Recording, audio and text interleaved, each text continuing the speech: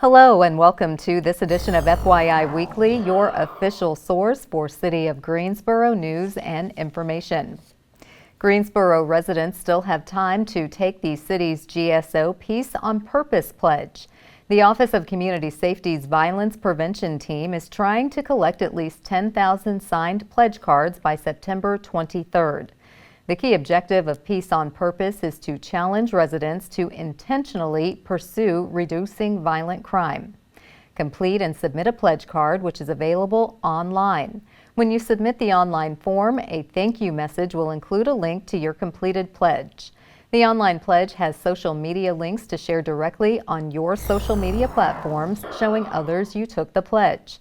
Feel free to share the link to the online form so others can take the pledge as well.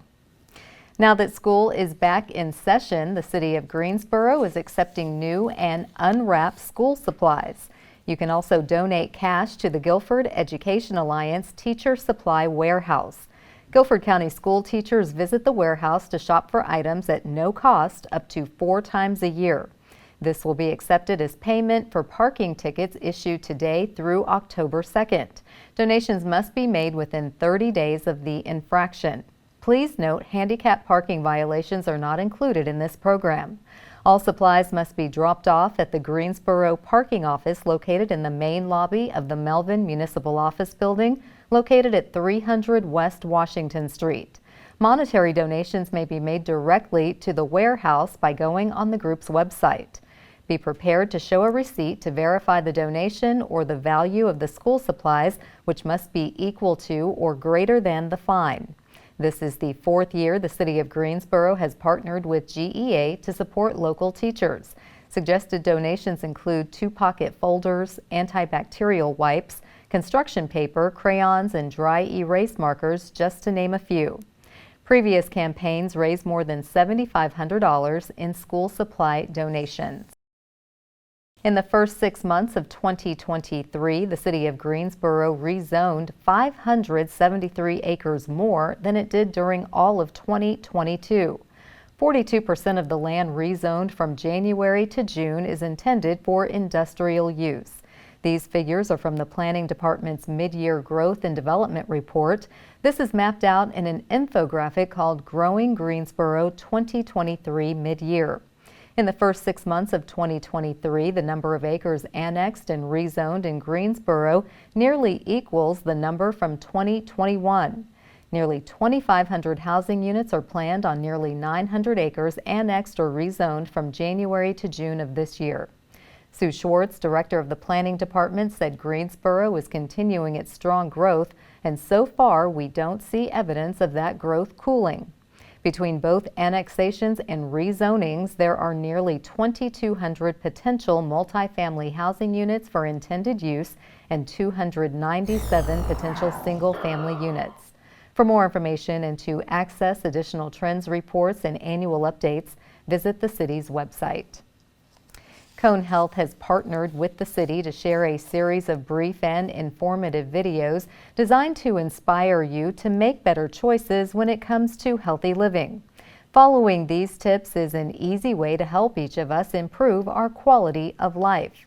Let's take a moment to check out today's News for Your Health.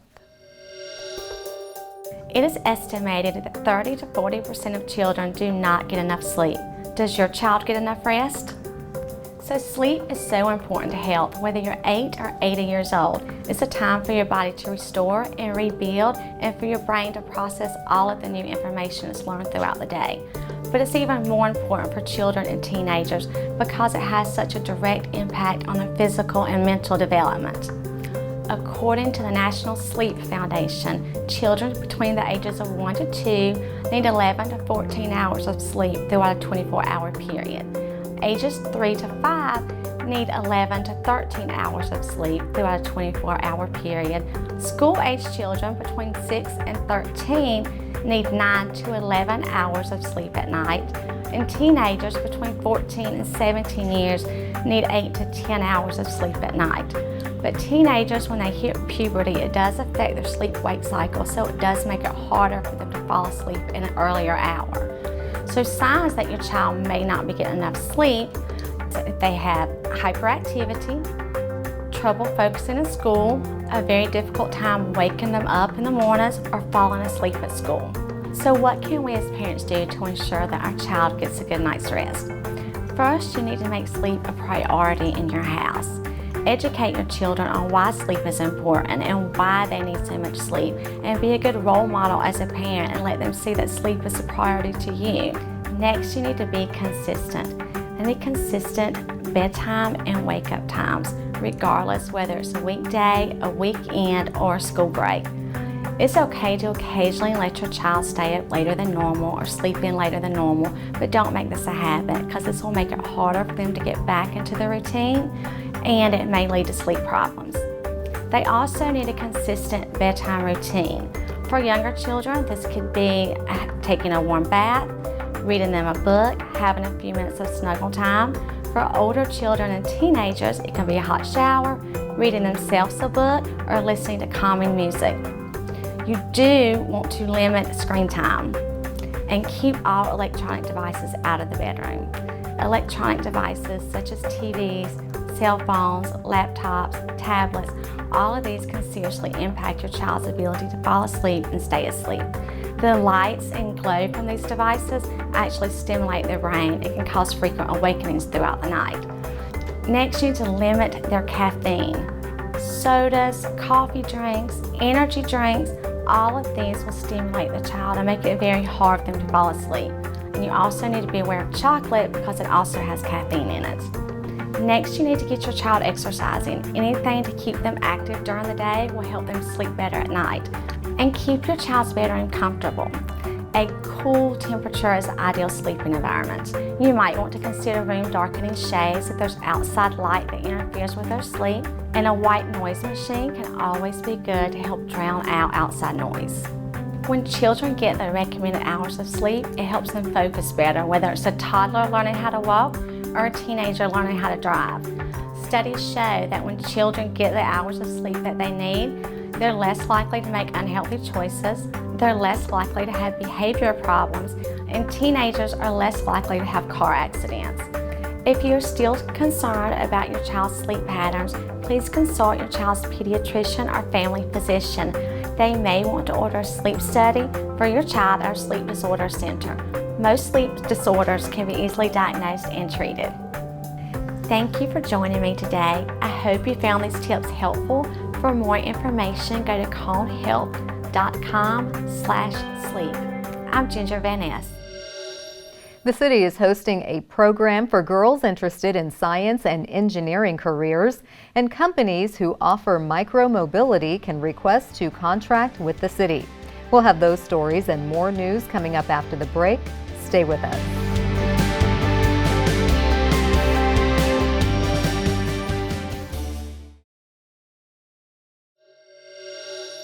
Welcome back to FYI Weekly. The Greensboro Parks and Recreation Department is now accepting applications for WISE, or Women in Science and Engineering. This year-long program introduces girls in middle school to STEM subjects in a fun and interactive way. The participants will meet in person from 4:30 p.m. to 6:30 p.m. on the third Wednesday of the month, beginning on October 18th. The group will also meet virtually from 5:15 to 6 p.m. on the first Wednesday of the month through next August. The cost is $60 and scholarships are available. Girls should register by Saturday, September 30th. Participants will build, create, and compete as they work together and independently to formulate ideas, record results, analyze outcomes, and present findings. Applications must include a letter of recommendation from a teacher. Applicants will be notified on October 6th if they've been accepted into the program. For more information about WISE, contact Tracy Poole at 336-373-7869. The Greensboro Department of Transportation is seeking a vendor to provide shared use bikes, e-bikes, and e-scooters within the city limits. The service contract will be active from November 2023 through November 2024. Prospective vendors must submit a shared micro-mobility service permit application by Friday, September 29th. The vendor who is selected will be notified on October 30th. For more information and to review the application requirements, visit the Greensboro Department of Transportation's website. The Greensboro Parks and Recreation Department and area tennis organizations will host the Carolinas Adaptive Standing Tennis or CAST tournament. This will take place from October 6th to October 8th at Pine Top Sport Club, located at 3723 Pine Top Road. The cost is $50 and the deadline to register is Friday, September 15th. Residents are invited to watch tournament play from 9 a.m. to 3 p.m. on Saturday, October 7th. Admission is free. Kids ages 5 to 17 are also invited to participate in an adaptive standing tennis clinic from 5:30 p.m. to 6:30 p.m. on Friday, October 6th. Registration for the free clinic is available online. Adaptive standing tennis is played by athletes with a physical disability such as amputation, cerebral palsy, and partial paralysis. Players will be grouped based on their abilities and tennis skills to create a fair playing environment. Prior experience is not necessary to participate in the tournament. For more information, contact Susan Broadure with the Guilford Regional Tennis Association. One agency in Greensboro is providing quality of life for people with visual impairment. They have been a gainful employer for 9 decades. Coming up after the break, we'll talk to the Chief Executive Officer of Industries of the Blind. Stay with us.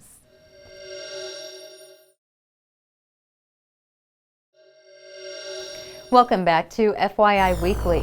Individuals who are visually impaired or legally blind have an opportunity to be gainfully employed in a safe environment while learning valuable skills. Joining me now to tell us about the operations at Industries of the Blind is Joshua Gould. He is the president and CEO of the agency. Hello, Joshua. Welcome to the show. Hello. Thanks for having me. Absolutely. For those who are not familiar, tell us about Industries of the Blind and your mission. So Industries of the Blind is a 501c3 nonprofit organization headquartered here in Greensboro. We've been around since 1933 with a mission to employ people who are blind or visually impaired, help them achieve both a job and greater independence. Our focus is on providing great jobs for people, and we're a self-sustaining nonprofit. So we provide those jobs and support the people who work there with the products that we produce and the services that we provide on a daily basis. Fantastic, and I've been to your facility and it's very impressive. So describe the types of jobs the employees do, and is the IOB hiring? Sure, so we have our business divided into several segments. Our largest is our textile segment, so we are a full cut and sew manufacturing operation. We sew combat uniforms, t-shirts, fitness pants, a variety of products for the U.S. military. We have an office supply area where we are producing pens and other office supplies. We're producing a variety of cleaning supplies as well. And then we have a large 3PL distribution business where we warehouse over $80 million worth of customer-owned product and ship it 500 to 800 orders a day around the world. So a variety of different types of jobs, and we are hiring. We have jobs open in all of our areas as we're growing, winning new contracts and looking to expand. So we are always encouraging people to go to our website and apply. Okay, well, I've been, like I said, to your facility. The accessibility is really remarkable for all that you just listed being handled by visually impaired or legally blind folks. Tell us about a couple of the employees and how being at the IOB has impacted their lives. Sure. So I would talk about a few different people. Cherie Thompson is one of our employees. She started out in the production facility. She did a variety of jobs from office supply assembly to textile work. She recently was promoted to what we call our Director of First Impressions. So she works in our lobby greeting people. She is totally blind and she uses assistive technology to be able to do her job safely and to do it very well. And by having a job at IOB, she'll tell you that she's helped put her kids through college. She has purchased a house and she feels independent. And so the job at IOB has just meant so much to her and her family. Another employee is Laverne Goodrich. Laverne also started out in our production area. She was sewing t-shirts for a number of years. She worked in other areas as well before moving into the office environment where she worked in HR as an assistant, moving her way up to be our head recruiter. So she's out there helping us find new employees. She's also legally blind, and working there at IOB has also helped her buy a house and support herself and be independent. And finally, I'd mention Richard Oliver. Richard has been working at IOB for over 20 years. And he started out working in production and then worked on the floor in our distribution center, and then worked through a variety of jobs to work his way up through management, where he works for me as our Director of Government Outreach and Contracts. And so working at IOB for him has meant a career, and it's helped to, again, put his kids through college, have a house, and to be able to continue to grow and develop in his career as well. So it means a lot. Fantastic, so impressive. And I'm sure people have driven past your building on Gate City Boulevard, not even realizing that this is all happening in this facility, and now you have a major milestone coming up. What are you celebrating? So we're celebrating 90 years at IOB since 1933, and we're very excited about that celebration. We've evolved a lot in those last 90 years to grow, to employ more people, and to continue to offer more services to our employees. I should mention that at IOB, we're not just about a job, but we're about a good job. We pay above average wages, we provide full benefits, matching 401k. We want our employees to be able to continue to grow, to develop, to be independent, and have a great opportunity. And so we've been doing that for 90 years, and we're just really excited about being able to celebrate that and being able to continue to offer those types of great jobs and opportunities for people. Fantastic. And as viewers have listened to you and they feel like they want to support the industries of the blind, how can they do that? So there's a couple ways folks can support IOB. One would be an area of our business which I didn't mention, which is fairly new. We opened a coffee shop a couple years ago, and it's open to the public over on Gate City Boulevard at the corner of Gate City and Highland Avenue. And by opening that coffee shop, we did a few things. One, we were able to create additional jobs. So we have employees there who are also blind working in the coffee shop. Two, we've provided a way for our associates who come to work to be able to get fresh food for breakfast and lunch every day if they'd like to do so. And finally, a way for the public to interact with us. So we encourage people to come on in to the best coffee shop in Greensboro to enjoy everything you'd find at a regional, local coffee shop, only providing great jobs for our wonderful mission. The other way people can support IOB is you can go to our website and you can certainly donate. While we are a self-sustaining nonprofit and we're proud of that, we use any additional funds that come in to support our mission, providing transportation services, O&M, orientation and mobility services for people, technology training, a lot of additional services that we provide to our associates to help them continue to grow and develop. Fantastic. Well, Joshua, thank you for taking the time to stop by and give us a full overview of Industries of the Blind. You're doing remarkable work and making an impact on such an important part of our population, and congratulations on the 90th anniversary. So do come back and let us know whether things happening. Carla, thank you so much for having me. It's been a pleasure. Absolutely. Stay tuned for some interesting and useful information about Greensboro as we tell you something about the city. That's coming up after the break. Stay with us.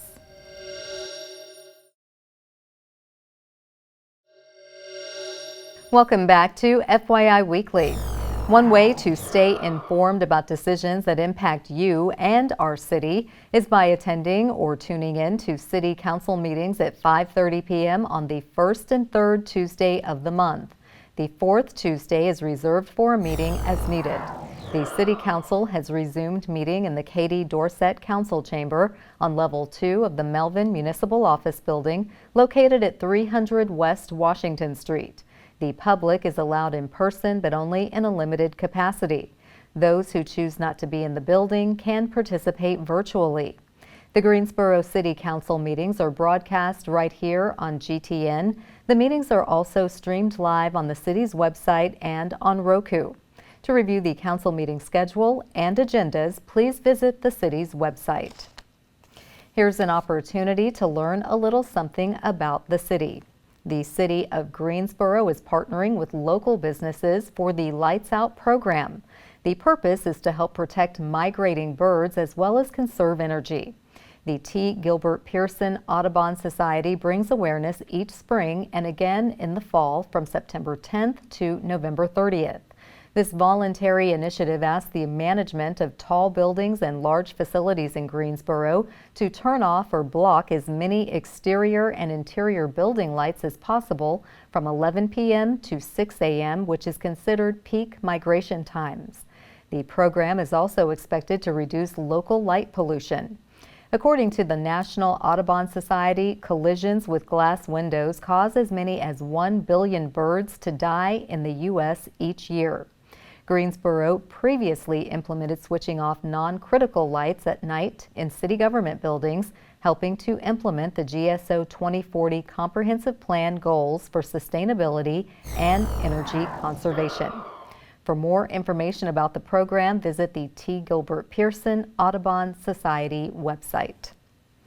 Coming up after the break, we'll showcase our department spotlight, but first, prepare to mark your calendars for the places to go and things to do on the town.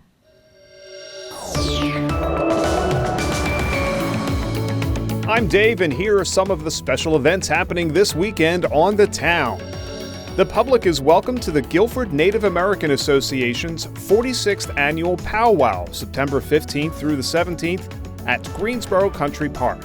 Experience Native American people's way of meeting together for dancing, singing, visiting, and eating traditional food. Admission and hours vary by day. Visit guilfordnative.com for the full schedule and pricing. Co Wetzel plays the Greensboro Coliseum September 15th along with Giovanni and the Hired Guns and Bones Owens. Wetzel captivates audiences with his energetic live performances and unique blend of country, rock, and alternative tunes. Tickets start at $35 and may be bought at the box office or online at greensborocoliseum.com. September 16th is International Red Panda Day, and the Greensboro Science Center is celebrating its own endangered red pandas. Complete a scavenger hunt and you could win an original painting by one of the center's pandas. The celebration is included with regular center admission, which costs $19.50 for adults, $17.50 for kids, and $18.50 for seniors. Buy your tickets at greensboroscience.org. The Glenwood Branch Library marks the start of Hispanic Heritage Month on September 16th with a family fiesta celebrating Mexican Independence Day. There will be music, dancing, and stories at this free event. Kids can also enjoy crafts and a donkey piñata. Learn more on the city's website at greensboro-nc.gov. Comedian Daniel Tosh will make you laugh when his Sweet Tea Tour visits the Tanger Center on September 16th. He hosts Comedy Central's Tosh.0, where his wit takes aim at the internet's best, worst things. Tickets start at $41 and are available at the box office or online at tangercenter.com. Stay tuned to FYI Weekly for more happenings on the town.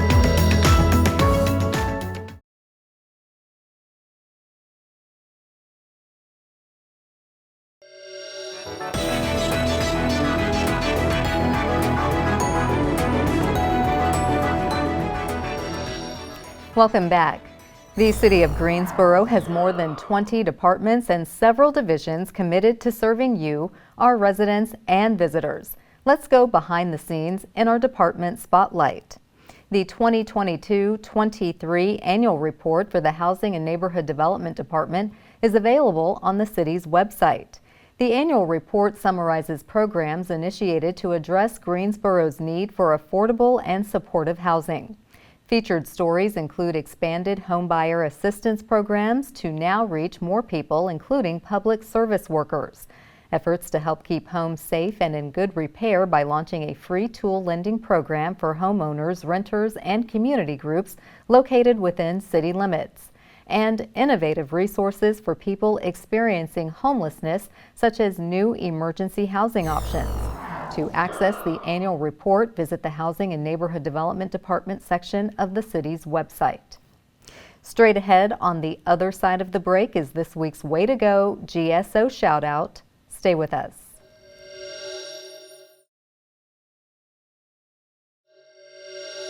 As we draw to a close, we always want to end on a positive note with our Way to Go GSO shout out. This week's shout out goes to the Summit Rotary Club. In partnership with the Greensboro Parks and Recreation Department, the Rotary is accepting nominations for its Student Improvement Awards. Each month, 2 Guilford County middle or high school students will be honored for overcoming personal obstacles and making academic progress. Nominations are due by 5 p.m. on the last day of each month from now through next April. Applications are available online. Winners receive a $100 gift card and a plaque presented at the Rotary Club's monthly luncheon at the Starmount Country Club. They are also eligible for the Student of the Year Award. Nominations can be submitted by anyone who regularly interacts with the student and observed their improvement. For more information, call 336-373-7617. That concludes this edition of FYI Weekly, but you can easily stay connected to the latest city news by linking to us on Facebook, Twitter, YouTube, and Instagram. Alexa users can subscribe to our 5-minute flash briefings, which airs on 90.1 FM and 100.7 FM. Be sure to download both weekly podcasts, Talk City Greensboro and Connect GSO, plus GTN is streaming on Roku. For all of us here at the City of Greensboro, thanks for watching, and we'll see you next time.